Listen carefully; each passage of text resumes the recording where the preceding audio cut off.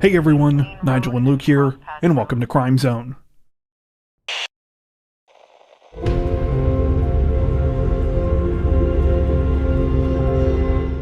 An Oklahoma woman reportedly made a true April Fool of herself last week when she was caught red-handed behind the wheel of a stolen vehicle, then gave police a hilariously ridiculous excuse to try and explain the situation.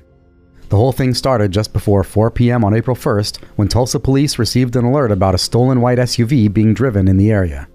They managed to track the vehicle, conducting a traffic stop a short time later.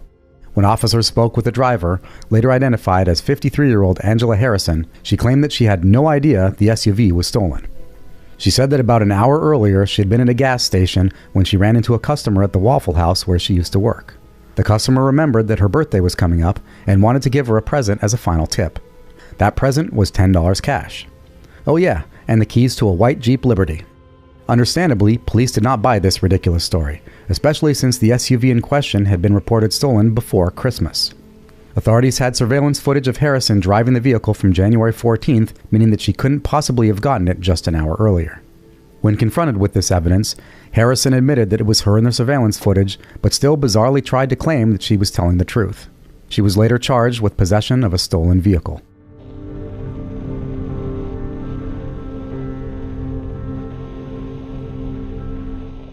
Authorities in Suffolk County, New York say that a 56-year-old Florida man is facing a number of charges this week after he led officers on a lengthy and dangerous high-speed chase, one that ended with a rather dramatic act of desperation. According to reports, the whole thing began just before 11 a.m. on April 8th, when police in the Long Island community of Southold were called to the local town hall annex. A woman who worked there explained that her ex-husband, who she identified as 56-year-old Roger Foster, had slashed a tire on her vehicle. Though Foster lived in Florida, he had apparently driven to the area that morning in a rental car for the express purpose of harassing his ex, who also had a no-contact order against him. The woman was able to provide authorities with the license plate information of the car Foster was traveling in, which police spotted about 40 minutes later. By this point, he was driving west on Route 48. While Foster briefly stopped when officers attempted to pull him over, he apparently had no intentions of coming quietly and quickly took off once again. He spent the next 45 minutes driving all over the area while attempting to elude police cruisers who were assisted by a helicopter overhead. The situation came to a dramatic end when Foster started heading through the town of Greenport, specifically down Sound Road. Because this road is a dead end, authorities initially thought that the 56-year-old was trapped. However, when he started speeding up, they realized that he had other plans. Seconds later, Foster flew through the guardrail at the end of the road, launching himself and his rental vehicle off of a bluff at approximately 100 miles an hour. He crashed into the beach below before the car bounced into the water. Now, some of the sources we came across claim that the drop from the bluff onto 67 Steps Beach is 100 feet. However, after looking on Google Maps, there's no way that this is the case. Don't get me wrong, the whole thing was still stupid and reckless, but the drop is maybe a third of that height at best, judging from pictures. Anyway, despite trying to carry out a low-budget Thelma and Louise, Foster was apparently not that badly injured. He was pulled from the water immediately after the crash and arrested, and is now facing numerous charges, including second-degree criminal contempt, third-degree criminal mischief, and unlawful fleeing, as well as a whole mess of traffic violations. That's all in addition to 2 outstanding warrants that had already been issued for his arrest related to violating the order of protection against his ex-wife.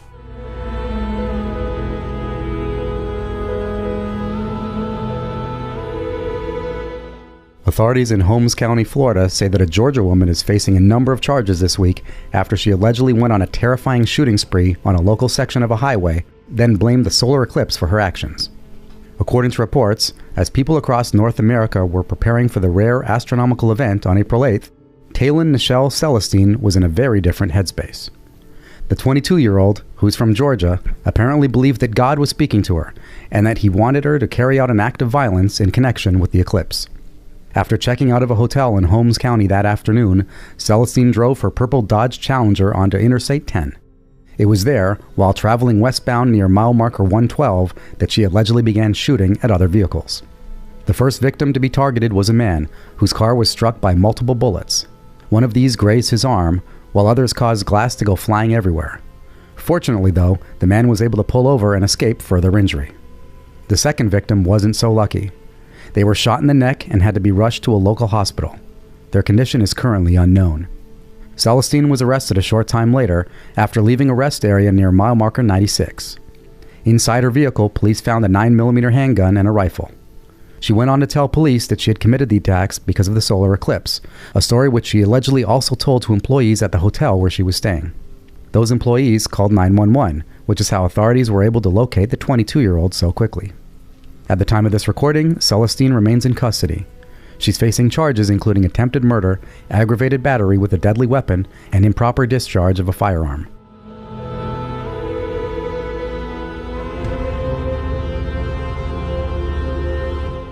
An elderly Idaho woman is being praised for her heroic actions this week, nearly a month after she was the victim of a terrifying and violent home invasion, one in which she killed the alleged culprit while fighting to protect herself and her disabled son. The harrowing ordeal began at around 2 a.m. on March 13th, when 85-year-old Christine Janayan awoke to find herself in a real-life nightmare. A man, later identified as 39-year-old Derek Condon, was standing over her bed shining a flashlight in her face. He was dressed in a military jacket and black ski mask and was also holding a handgun. Before Christine could react, Condon reportedly hit her in the head, causing her to bleed all over her pillow and the bedroom floor. The next thing the 85-year-old knew, she was being marched into her living room at gunpoint, where she was handcuffed to a wooden chair. After taking Christine hostage in her own home, Condon reportedly demanded that she reveal the location of all of her valuables. The 85-year-old said she didn't have much, but eventually told him that there were 2 safes downstairs. Her goal was to get Condon as far as possible from the room where her disabled adult son David slept, out of fear for his safety. Unfortunately, Condon apparently figured out someone else was in the house and repeatedly threatened to kill Christine upon realizing he'd been lied to. Despite how terrifying the whole situation must have been, as Condon rummaged through the residence looking for things to steal, Christine reportedly decided to seize her opportunity. She slowly dragged the chair she was handcuffed to back to her bedroom, where she was able to grab her own handgun. She then worked her way back to the living room, tucking the weapon between the arm and cushion of a couch while waiting for Condon to return. When Condon walked back into the living room, Christine apparently decided that she had to act if she would have any hope of getting her and her son out of this situation. She grabbed her gun and fired at Condon, hitting him 2 times. He fired 4 shots back, hitting Christine in the abdomen, arm, leg, and chest. Christine fell to the floor, while Condon stumbled into the kitchen, where he died. Though Christine would spend nearly 10 hours lying trapped in her living room before help arrived, miraculously she survived her injuries. She has since been released from the hospital. Evidence at the scene supported her version of events when she told her story to police. A window was broken at the back of the residence, and a screwdriver was found next to the door where it's believed Condon broke in. A lockpick was also found on his person at the time his body was recovered, and his vehicle was found nearby with footprints leading to Christine's residence. This week, Bingham County prosecutor Ryan Jolly announced that Christine's actions were completely justified, calling the case, quote, an easy analysis of self-defense and justifiable homicide. He went on to say, quote, it also presents one of the most heroic acts of self-preservation I have ever heard of. Obviously, Condon can no longer be held legally responsible for his actions since he's dead, though Jolly clarified that had he survived, the 39-year-old would have been charged with attempted murder, kidnapping, burglary, aggravated battery, and grand theft.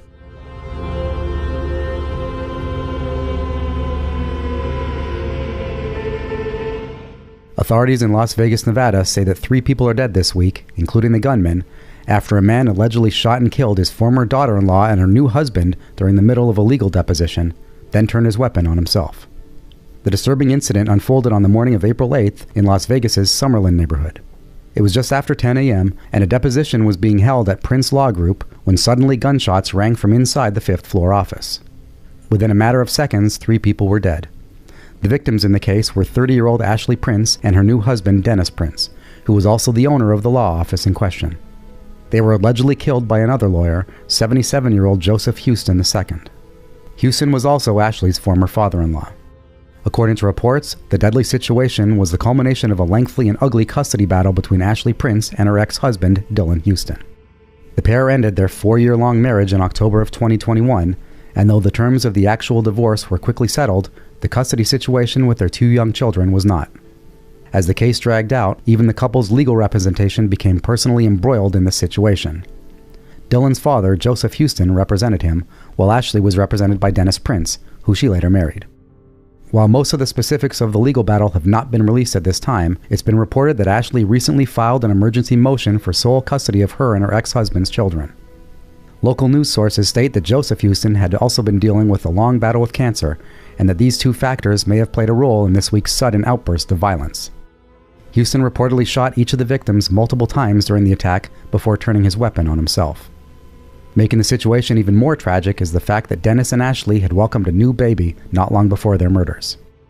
It means that one more child has now been left without parents.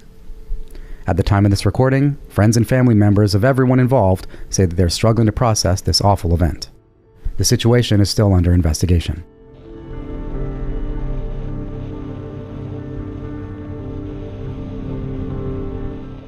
Authorities in Casper, Wyoming say that a 14-year-old boy is dead this week after he was fatally stabbed during the middle of an altercation at a local mall while he was allegedly trying to protect his girlfriend. The whole thing started just after 1:40 p.m. on April 7th when Casper police were called to the East Ridge Mall with reports of a violent incident. They arrived to find 14-year-old Bobby Marr, who was lying unresponsive outside of a restaurant inside the building. He was suffering from 2 knife wounds to the chest. Sadly, despite life-saving measures, he was later pronounced dead. In a subsequent interview, Bobby's friend told authorities that the 14-year-old had been attacked by 2 fellow classmates of theirs from a middle school in nearby Evansville. The friend said he only knew them as JJ and Dom. The suspects were arrested a short time later and have since been identified as Jareth Plunkett and Dominic Harris, both of whom are 15 years old. Bobby's friend went on to tell investigators that they had gone to East Ridge Mall that afternoon after they got a call from Bobby's girlfriend. She said that she and her friend were being followed around and harassed by Plunkett and Harris, prompting Bobby to say he would come and try to get them to leave the girls alone. However, when Bobby arrived, the friend said the suspects turned their attention on him instead. As he tried to leave the mall with his girlfriend, they allegedly cornered him and kept trying to bait him into a fight. Plunkett in particular is said to have repeatedly told Bobby to swing at him. While it appears that Bobby tried multiple times to get away, reports state that other teens started gathering around upon witnessing the commotion, making it impossible for him to leave.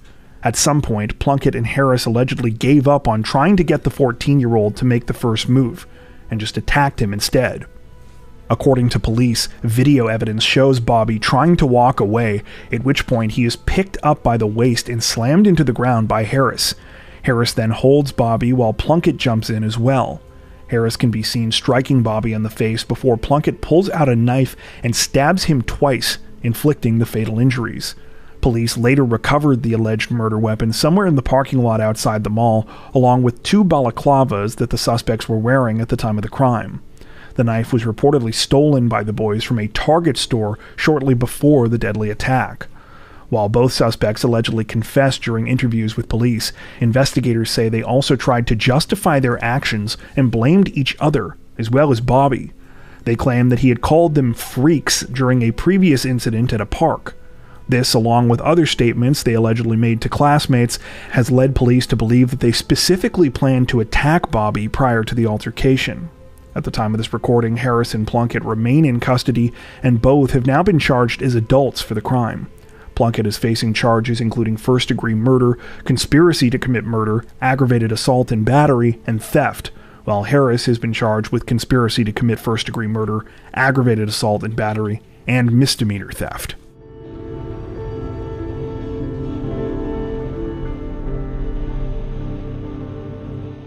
A 35-year-old Florida man apparently went full-blown Oscar the Grouch last week after he was found by police drunk and naked inside of a trash can and was extremely uncooperative during his arrest. According to reports, the whole thing started sometime late on the night of April 6th when police were called about 35-year-old Wiley James Weeks. Weeks had allegedly taken over a corner trash can somewhere in downtown St. Petersburg and was not letting people use the garbage receptacle for its intended purpose. When officers arrived and tried to speak with Weeks, they quickly discovered that he reeked of alcohol and was missing most of his clothing. He also refused to identify himself or provide police with any further information. Despite this, the 35-year-old appeared to believe he was perfectly within his rights. According to the police report about the incident, Weeks said he, quote, was allowed to be drunk and disorderly and sit naked in a trash can on the public sidewalk. Unfortunately for Weeks, he was mistaken, and he was quickly arrested for disorderly intoxication and resisting an officer without violence. He ended up pleading guilty to both counts and was handed a $520 fine. Apparently, this is not the first time Weeks has been involved in similar incidents. He was previously arrested for another nude, drunken situation in Tampa after he and a friend apparently thought it would be fun to strip off their clothes after exiting a bar.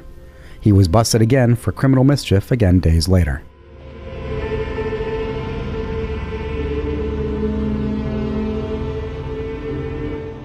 If you're a regular viewer of our Crimes of the Week series, then you might remember that last week we brought you the unsettling stories of 27-year-old Veronica Butler and 39-year-old Jillian Kelly. The two mothers, who were acquaintances and members of the same Kansas church, abruptly vanished while traveling through Texas County, Oklahoma on March 30th. At the time, they were supposed to be picking up Veronica's two children who were scheduled to attend a birthday party. They never arrived, but their abandoned truck was later found just 3 miles from their intended destination. If you recall, at the time of our last recording, the search for the two women was ongoing, and there were hopes that they would be found alive and well. However, police had also admitted that they had found evidence that indicated Veronica and Jillian might have been the victims of foul play. This evidence included bloodstains that were found inside of their recovered vehicle. Sadly, it now seems as though everyone's worst fears were correct. This week, investigators released 2 updates, both of which are extremely tragic. The first update came on April 13th, when Texas County authorities announced that they had arrested 4 people in connection with the case. They have since been identified as 43-year-old Tad Burt Cullum, 54-year-old Tiffany Adams, 50-year-old Cole Twombly, and 44-year-old Cora Twombly. All of them are now facing 2 counts of first-degree murder, 2 counts of kidnapping, and 1 count of conspiracy to commit murder. The second update happened the following day when it was announced that the remains of 2 people were recovered somewhere in Texas County.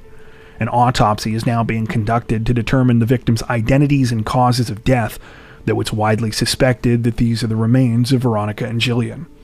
While few additional details are available about the investigation at this time, as we told you last week, at the time of the women's disappearances, Veronica was going through a custody battle with the father of her children. She had asked the courts for more visitation time and was seeking full custody of the kids, who had been living with their paternal grandmother. That woman is Tiffany Adams, one of the 4 people now accused of Veronica and Jillian's murders. The other accused are said to be Adams' boyfriend, as well as a couple who are friends with her. The situation is still under investigation. Before we wrap up, we'd like to take a second to give a huge shout out to everyone who has made it this far into the video. Seriously, thank you so much for watching. If you found today's upload interesting and informative, we'd be honored if you'd consider liking and subscribing, as well as hitting the notification bell and selecting all notifications to stay up to date with our latest releases. If you're looking for additional ways to help support the channel, we'd love to have you join us over on Patreon. Patrons get ad-free and early access to all of our content, as well as 4 additional stories per week for each of our Crimes of the Week and Crimes of the Week International videos. You can learn more at patreon.com/crimezone, where you'll also find some of the fine folks whose names are currently on screen. All that being said, we understand that not everyone has the means to support financially, and that's totally okay. We appreciate every like, sub, share, and comment that you send our way. Once again, thanks so much everyone, and take care.